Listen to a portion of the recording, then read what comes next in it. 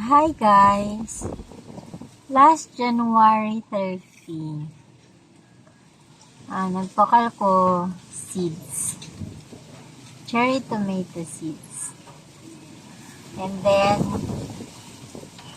wala lang, gi-germinate ako. Wala ako nag-germinate. Gidrit sila na akong tanom dito. Ibutang na ko siya. Gitabunan akong papel. Kanang papel dito. Then, na isa nagtubo. And then, ang iba, harap pa.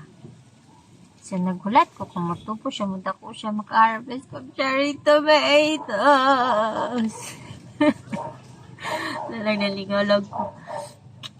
Idetsira na ako siya good raon. Sakto akong gibuhat na ako siya. Pero, kung matubo siya, matubo din na siya. Kalian sa Ginoo, Lord.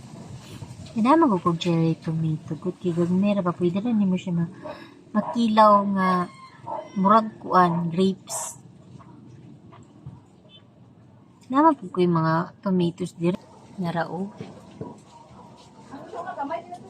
Kana. Yung tomatoes na mga regular tomatoes bito ang mapalit lang bito o kinilo sa kuan tindahan. Kana.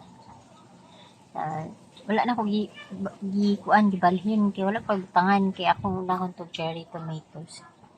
Ang taon ko kung kano sa to siya mag and then apo ko dira gustong mangayo, sige PM nyo lang ko kaya ako nihatag sa inyo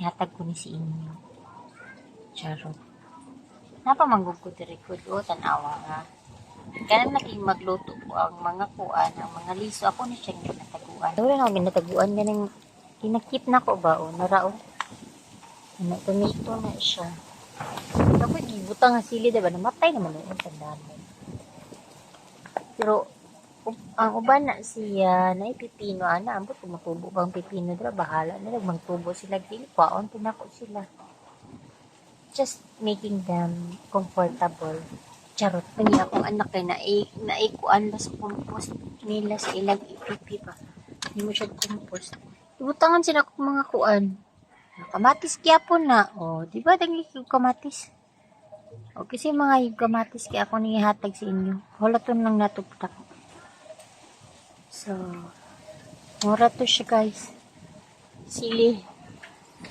tada sige guys ha see you on our next vlog kay patubuan sa nato sila tanan bye.